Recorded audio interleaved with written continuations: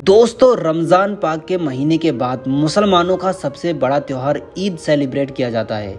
इस त्यौहार को मनाने का मकसद ये है कि पूरे महीने अल्लाह पाक की इबादत की जाती है, रोज़े रखे जाते हैं, अपने गुनाहों की माफ़ी मांगी जाती है, साथ ही रोज़े रखने की हिम्मत देने के लिए अल्लाह पाक का शुक्रिया अदा किया जाता है।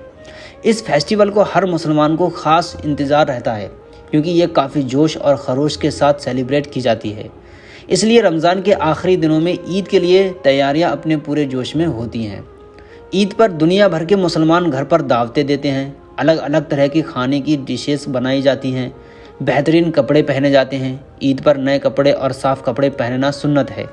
इसके अलावा भी कई ऐसे काम हैं जो ईद के दिन करने ज़रूरी होते हैं। आइए जानते हैं उन कामों के बारे में जिसे हर मुस्लिम को करना ज़रूरी है।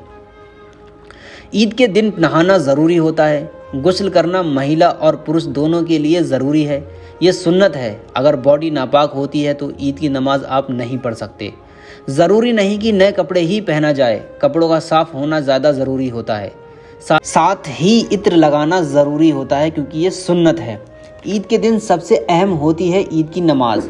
ईद की नमाज मस्जिद में जाकर ही जमात के साथ पढ़ी जाती है। मुस्लिम औरतें ईद की नमाज घर पर ही अदा कर सकती हैं।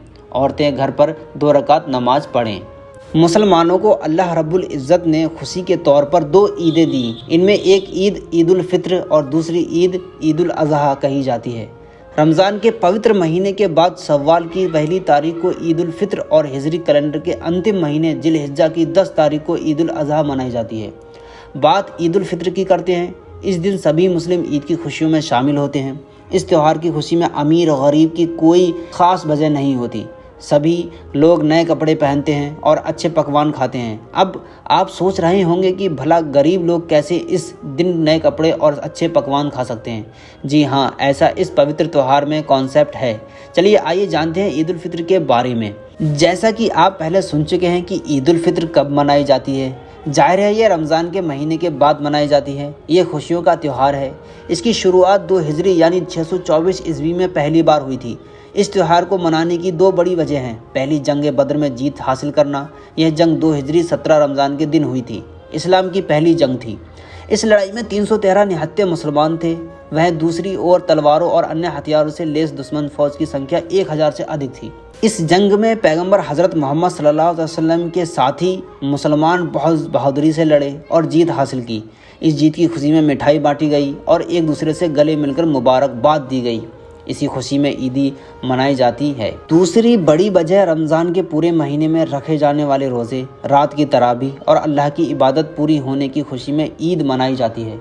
कुरान के मुताबिक ईद को अल्लाह की तरफ से मिलने वाले इनाम का दिन माना जाता है। 1 महीने के रोज़े रखने के बाद मुसलमान ईद पर दिन के उजाले में पकवान खाते हैं और खुशियां मनाते हैं। इस दिन खजूर और मीठे पकवान खाने की परंपरा चली आ रही है, जिनमें सेवइयां प्रमुख है। मीठे खानों की वजह से आम बोल बाल चाल भाषा में भारत सहित कुछ एशियाई देशों में इसे मीठी ईद भी कहा जाता है। इस दिन ईदगाह में सभी लोग मिलकर ईद की नमाज अदा करते हैं।